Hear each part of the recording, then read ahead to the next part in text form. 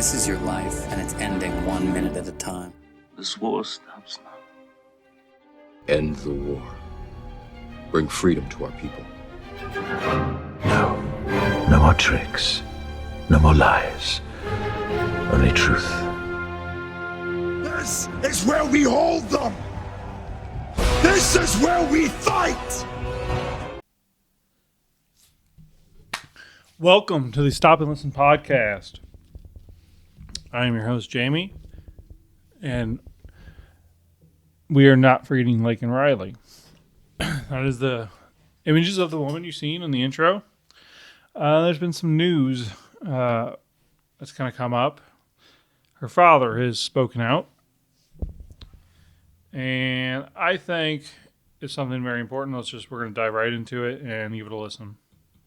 I have not heard this yet. I've heard the gist of it. That's why I wanted to talk about it, but I had not actually seen it. I didn't actually see there was an interview till just now. I cry every day. It is a pain unlike any Jason Riley has ever felt. I wish I could have been there to protect her. Mourning the loss of his 22-year-old daughter, Laken, who was murdered last month while jogging on campus at the University of Georgia. Do you remember the last conversation you had with her? We just talked about how she was doing in school. I wake up every day thinking,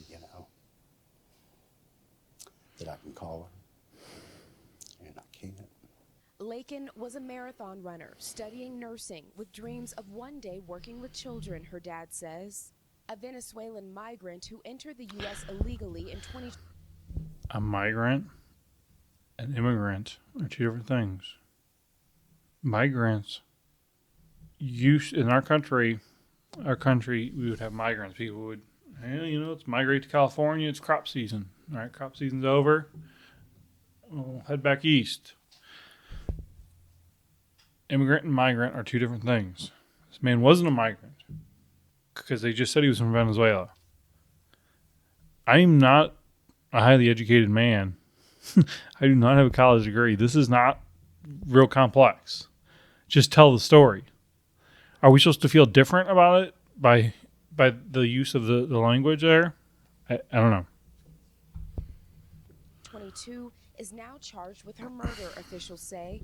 The suspect has not yet pled in the case. Records show a prior arrest in New York and a citation for shoplifting in Georgia, but he was never deported. Do you think a difference in immigration policy would have made a difference for Laken? Of course it would have. In this specific case, No idea if that would have changed. of course. Sorry, buddy. Of course it would have.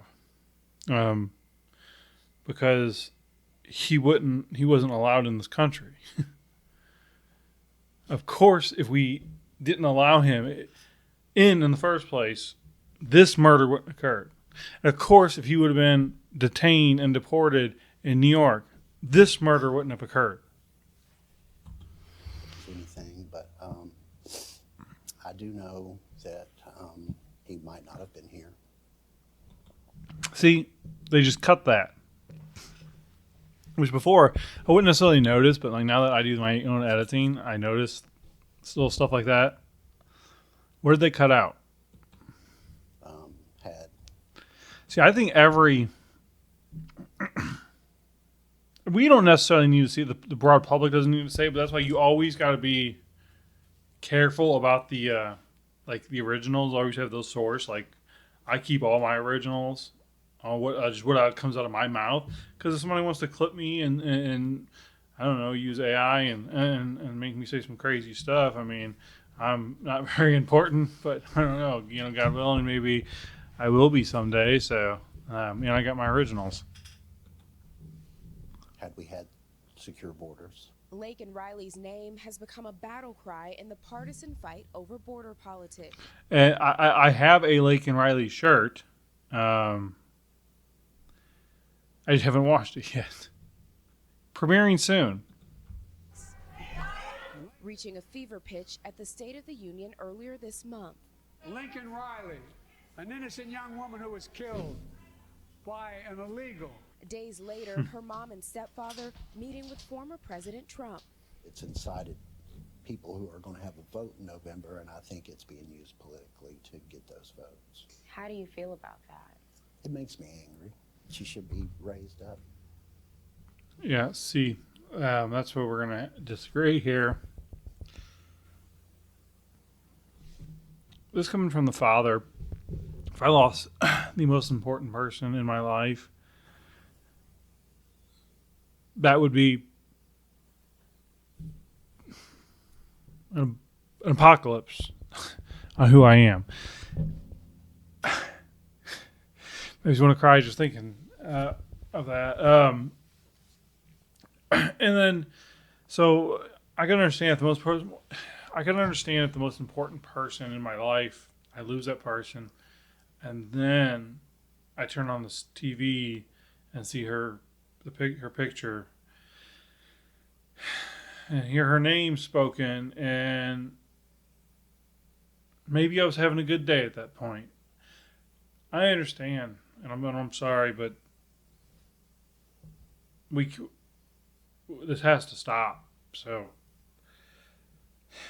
God be with you, sir. But we can't forget her. We cannot forget Laken Riley. For the person that she is. What do you want the world to know about her?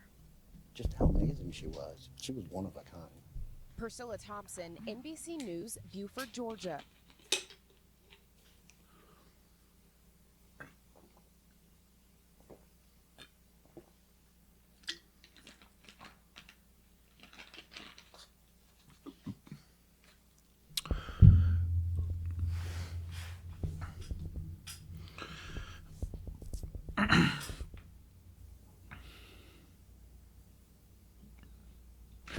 I hope you're at peace, Laken. We failed you. Every able-bodied man in this country failed her. Every time a woman, a child, or a lesser man, to be honest, like, hey, not everyone are brought to be warriors. Whenever they suffer at the hands of an evil aggressor, that is on us.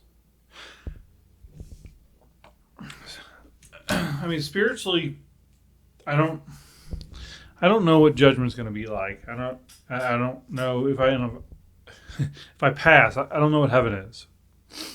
I don't know what it is, and no one really knows what it is.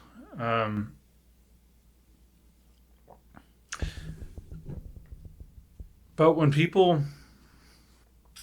there are people, in this specific case, obviously, that dropped the ball. But all of us who can protect people and don't, do you think maybe we have, God's going to ask us why? I think we're going to have to answer for that. I guess we'll see. Rasmussen reports. So they had a poll on Twitter. So I guess people who use Twitter, 3% of those polled believe fake news about Trump. Or on Twitter, 3% believe a fake news Trump lie. Off Twitter, 40% believe a fake news Trump lie. So if you use Twitter, you're much more in tune to the truth, is what this is saying. And then Elon Musk replied, the New York Times is pure propaganda. And he posted this from the New York Times. President Trump's allies have promoted unsubstantiated claims of corruption aimed at Hunter Biden in an effort to damage Joe Biden's campaign. Here's what we know and what we don't know. A federal grand jury charged Hunter Biden with a scheme to evade taxes on over $1 million in income from foreign businesses and could face a maximum of 17 years in prison if convicted.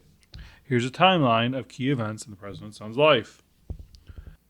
Okay, so one's in 2020 and one's in 2023. So yeah, that didn't age real well.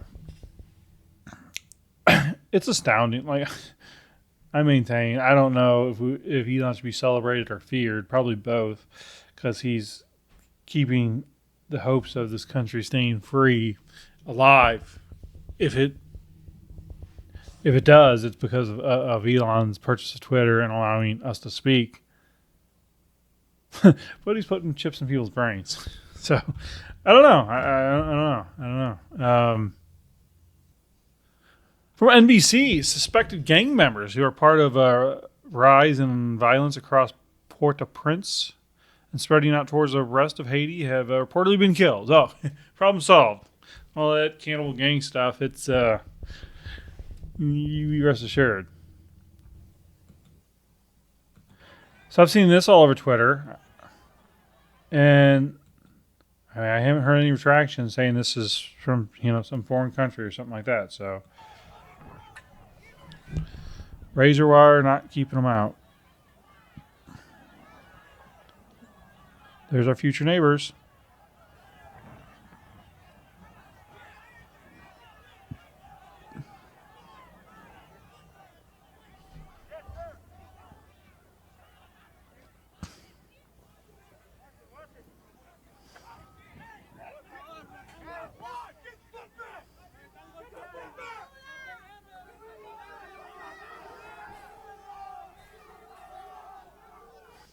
My God. What are we going... What are we going to do? So I live in the great state of Missouri. No sarcasm there. No, Missouri's fine. Not great. Just fine. We have an Attorney General, Andrew Baily, who's just seems like a total badass, actually fighting. Like, Missouri is a fairly conservative state, and there's not that many people fighting for us, and he's one of them. According to Andrew Baily, I have filed a brief in support of President Trump and his immunity case before the United States Supreme Court. That weaponization of government against Trump is unlike anything this country has ever seen before. That's cool. I don't really know what that means. Fine, great. You need to go on the offensive. Yeah. You're the Attorney General of Missouri. Start. He's doing a great job. I hope something kind of comes right down the middle, I suppose. So according to Fox News, a goat in Minnesota tests positive for bird flu. First ever U.S. case. Why are they testing a goat for bird flu? It's coming, folks. It's coming.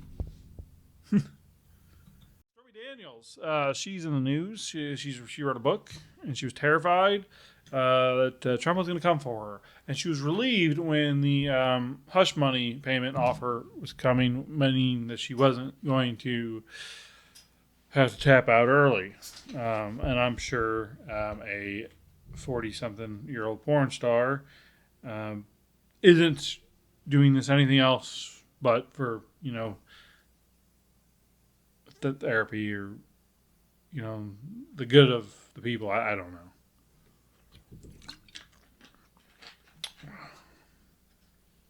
know. Sparkling ice. Delicious. So Michael O'Fallon, I don't know who he is. I follow him on Twitter for some reason. SovereignNations.com. He lives in Florida. But he says, if the United States... So Michael Flynn says, in the United States, Michael Flynn is the most well-known and politically influential Christian nationalist. Well, that's why we're in this position. I didn't know he was either one of them, but okay.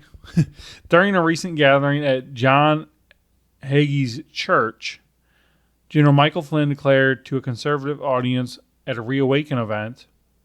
So he's speaking at church. Let's just happened here. Let's find out what this blasphemy is all about. Talk about MAGA Christian nationalism. I'm just choosing that term. Josh Hawley was there. All right, fantastic. I think James, popular popular name. Is that Michael Flynn? I don't understand. Hold on here. Okay, yeah, that's Mike Flynn. Under Islam, you just said one that So he's as below. So he's talking about Mike Flynn. Okay, let's just. Okay, this guy has a lot to say about Christian nationalism. Okay, so this from Tulsi Gabbard on her own channel. She spoke to Don Trump Jr. Do some of your former Democrat colleagues, do they agree with you not just about the second? No, okay. Sort of She posted on her channel, but I guess apparently Donald Trump Jr. has his own channel called Triggered on Rumble. I didn't know that. do some of your former Democrat colleagues, do they agree with you not just about the Second Amendment, but sort of all the things you talked about, sort of how the party left you their hills to die on, are clearly very different than so many things that would actually be of interest to the American public and the American people. Are they with you, or do they just on board with defunding the police and open borders? And I've noticed the Democrats, they're really good at just getting in line, right? They don't argue. If they get 51% of what they want, they take the win, and then they start chipping away at it the next day. Where on the Republican side, they can be 99% in agreement, and some guy will blow up the entire thing. Sometimes just politics, you got to take those incremental wins. Are there some former colleagues of yours that are more common sense, or is that just sort of just out of the Democrat Party these days because it's the only way to survive? No, I know that there are some, but I can't tell you how many, because the Democrat Party leadership has done such a powerful job in forcing them to self-censor, in creating this culture and atmosphere where if you don't fall in line, you'll face the consequences. I experienced some of this myself from my very first year in Congress in 2013. I talk about this in my book in a lot of detail, but also I've had members of Congress, even as I was running for president in the Democratic primary, where the Democrat Party leadership wasn't very happy with me, to say the least. Hillary Clinton set her sights on me, was trying everything she possibly could and using That's all like of a her badge of people to honor, try to just so we're destroy clear. me. But I know. Maybe now more so than then. It is. But even back then, as all of this was happening, I was still in Congress. So I would go and I'd go on the House floor and cast my votes. And had some of my Democrat colleagues, as I was walking, I know you've been on the House floor, as you're walking around that back corner, there's a little spot there where the C-SPAN cameras don't catch. And they would pull me aside and whisper in my ear and say, "Tulsi, you're doing such a great job. Keep it up. But don't tell anybody I told you this." Yeah. And it's just, we can laugh about it, but it's really quite sad, because it shows how weak these people are, who've been put in a position of great responsibility to serve their constituents and serve the American people. And instead of doing that, they're more focused on serving the wishes of their Democrat Party bosses. So how do we change that? I mean, you're 100% right, and frankly, the Republicans are guilty of the same thing. I hear Mitch McConnell telling people all the time, Ukraine is the number one issue for Republicans across America. It's like zero Republicans across America outside of D.C. think it's a number one issue, but it doesn't stop them from legislating accordingly, right? They have all that power. How do you change that? How do you change it in the Democrat Party, which frankly I think much more organized and has a lot more sort of groupthink and just towing the line? How do you make that an inroads into that to get people to break from that? Just, hey, this is the byline and we're sticking with it. The number one way is to hold them accountable, and you hold them accountable both at the ballot box and forcing transparency while they're in office. Don't let them off the hook. They go to Washington and they live in their little bubble that's completely out of touch with reality.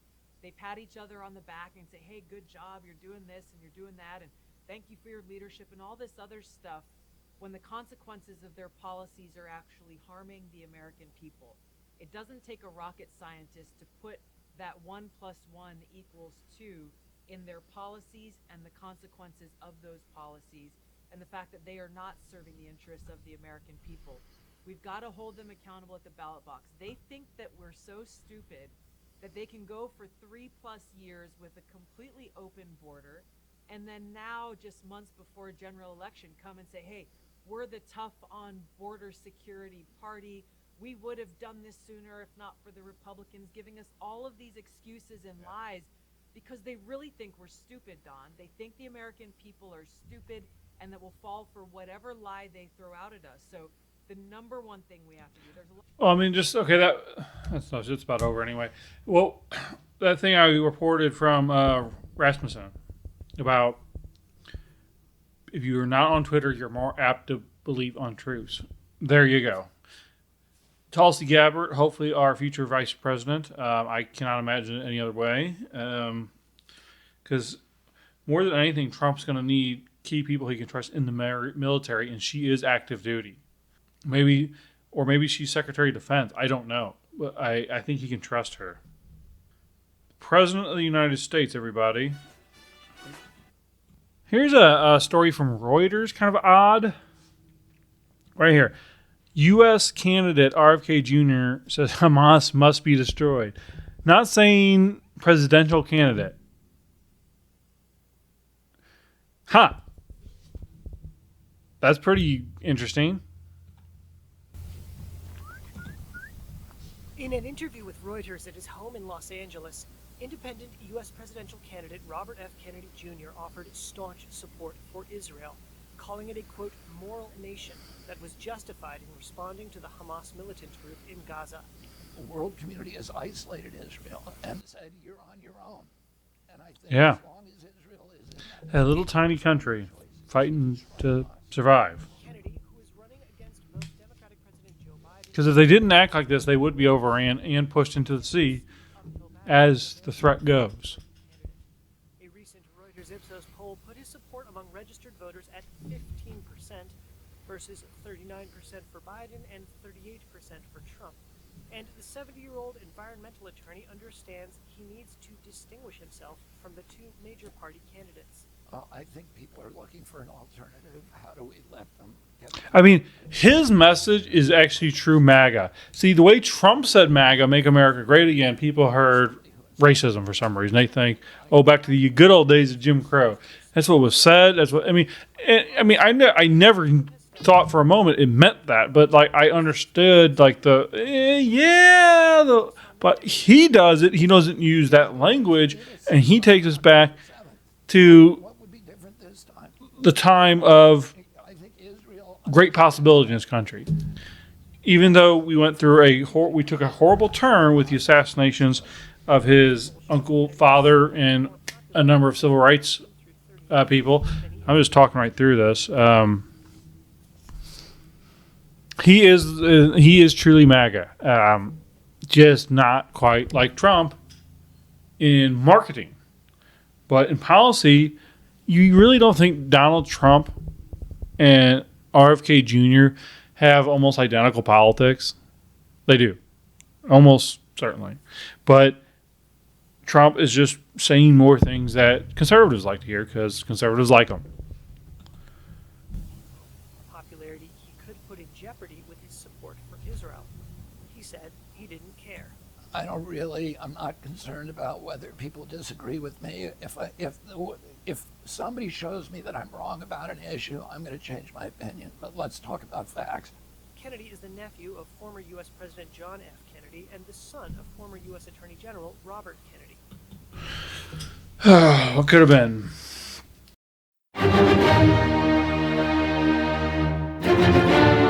This is your life, and it's ending 1 minute at a time. This war stops now. End the war. Bring freedom to our people. No. No more tricks. No more lies. Only truth. This is where we hold them! This is where we fight! So, that'll do for the day. Short episode. See if I can keep this train moving. I will see you next time. Have a great day. And please keep Laken Riley, her family, in our thoughts. And let's hold the people responsible. Let's make them pay at the ballot box. It's time for power to shift back with people. They can't handle it, clearly. So God bless you. and I'll see you later. I'd say that was a pretty successful broadcast. This is your life, and it's ending 1 minute at a time. This war stops now. End the war. Bring freedom to our people. No more tricks. No more lies. Only truth. This is where we hold them! This is where we fight!